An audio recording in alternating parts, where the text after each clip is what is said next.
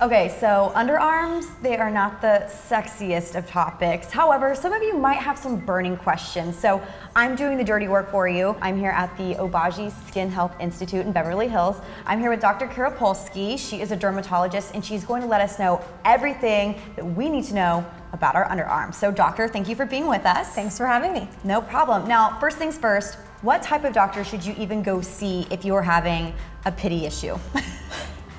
First, go to the expert, your dermatologist. You can also go to your primary care doctor, your internist, or your gynecologist. Issue number one is excessive sweating. How do you know that you sweat more than normal? Everybody feels like they sweat more than normal. So if you're in a hot temperature, your clothing's too tight, if you're not wearing deodorant and antiperspirant, there are also other things that can happen where your thyroid gland isn't working right, it's going too fast, and then it also can be with when you're nervous.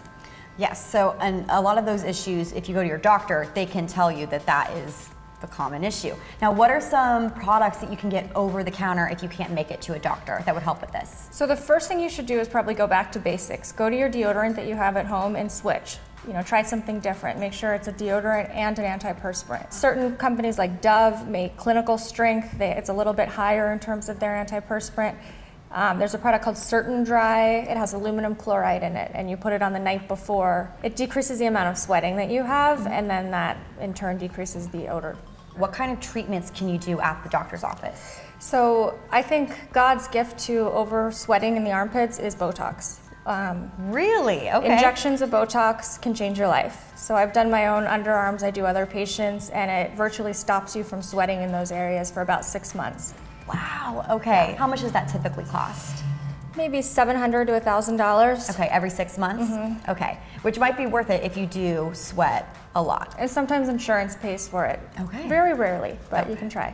Good to know. All right, the next big issue is body odor. Yes. What would you say the underlying issue is though if you do have bad body odor? Is it hormones? Is it something you're eating, diet? It's usually hormones. So I think a common misconception is that diet can make you smell worse. Yeah. It usually doesn't happen. It's more hormonal. So myth busting right there. Myth busting. If your hormones are out of whack, you can sweat more and your sweat can smell more malodorous. This is kind of a touchy subject, but what happens if you have an ingrown hair on your underarm? So ingrown hairs are tough. Sometimes they can get pretty gnarly and then can get painful.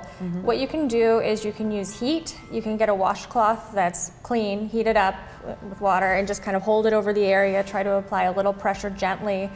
If that doesn't work, you can use a little pin that's clean.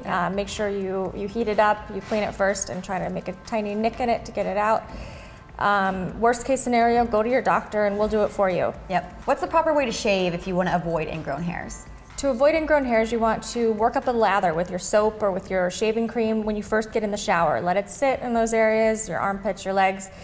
Wash your whole body, wash your hair, then go back with your razor and shave the areas so that the hair is softer than if you were to just go in right away and do it. Okay.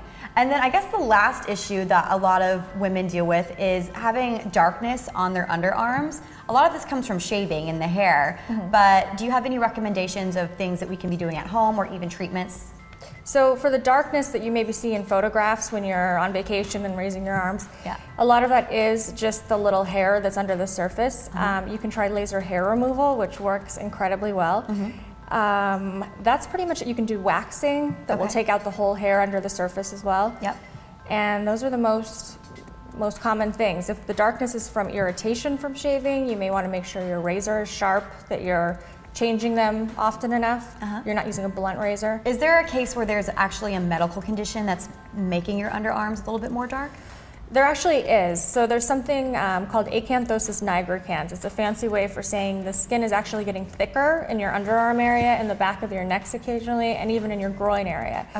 That is from pre-diabetes. So now with obesity on the rise, little kids, teenagers, adolescents are coming in more and more often with their moms saying, we're scrubbing so hard on the armpits and we can't get the darkness to go away. It's nothing that you can scrub off, it's just thickened skin, and you need to go towards the source and talk about diabetes. Okay, well I think we've covered all of our bases when it comes to our underarms. Doctor, thank you so much for answering our questions. Thanks for having me. No problem, and thank you guys for watching.